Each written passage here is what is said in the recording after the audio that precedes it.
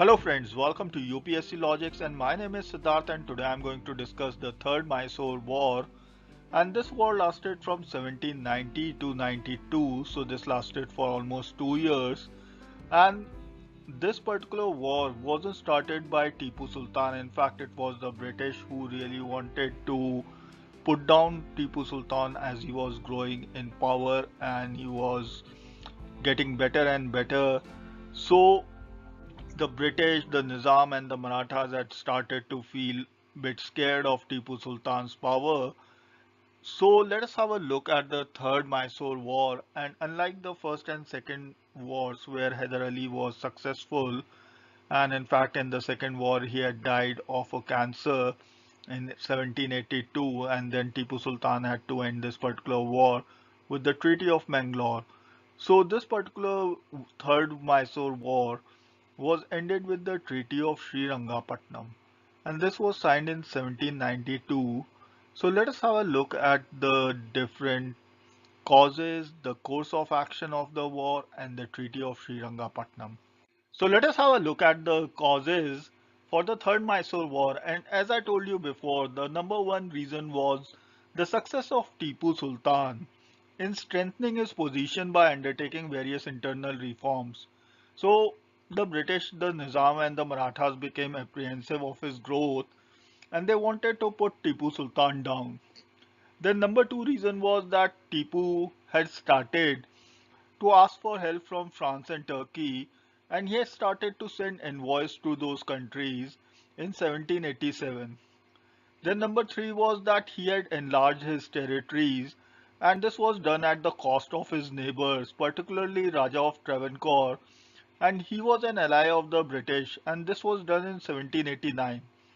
And the last reason was that the British were able to form an alliance with the Nizam and the Marathas against Tipu Sultan in 1790. So we have seen that in the first war it was the alliance between the British, the Nizam and the Marathas that was broken up by Hyder Ali.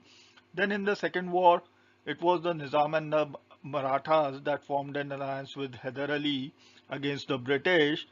And now again in the third war the British had been able to form an alliance with the Nizam and the Marathas against Tipu Sultan. Now let us have a look at the course of the war, and the war witnessed the defeat of Major General Meadows by Tipu Sultan in 1790, and thereon the command of the British army was taken up by Lord Cornwallis himself, and he did this in January 1791. Then number two was that Cornwallis was able to surround Srirangapatnam after some initial setbacks, and he was able to do so after a year of taking command in February 1792, and the war ended with the signing of Treaty of Srirangapatnam in March 1792. So let us have a look at the Treaty of Srirangapatnam that was signed in 1792 and was signed by Tipu Sultan on one hand and the English and their allies, which were the Nizam and the Marathas, on the other. So there were certain clauses in the treaty and the earlier treaties between the English and the rulers of Mysore, which were the Treaty of Madras signed in 1769 and the Treaty of Mangalore signed in 1784, were to remain as they were. The number two clause was that Tipu had to give half of his territories, which were to be shared among the three allies. So the territories that were given to the Nizam and Marathas were adjacent to their respective borders, and the north and east of the river Kaveri were to become a part of the company, while the south and west of the river Kaveri were to remain with Tipu Sultan. So in terms of territory, the Nizam obtained a loin share, while the Marathas also extended their boundary to the Tungabhadra and the Krishna, and the English secured a large chunk of Malabar coast from the north of Kannur to the south of Ponani River, with Coorg as its defensive hinterland.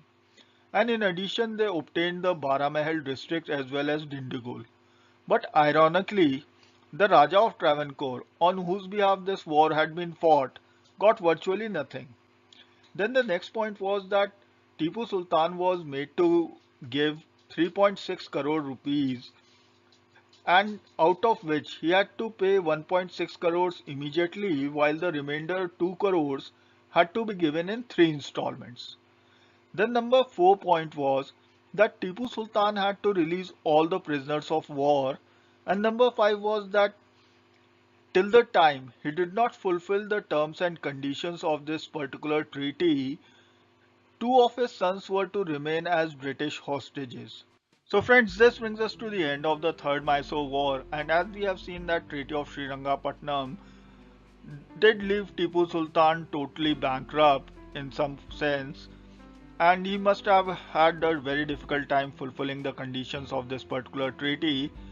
So in the next video we shall have a look at the fourth Mysore War, which was the last Mysore War fought between Tipu Sultan and the British.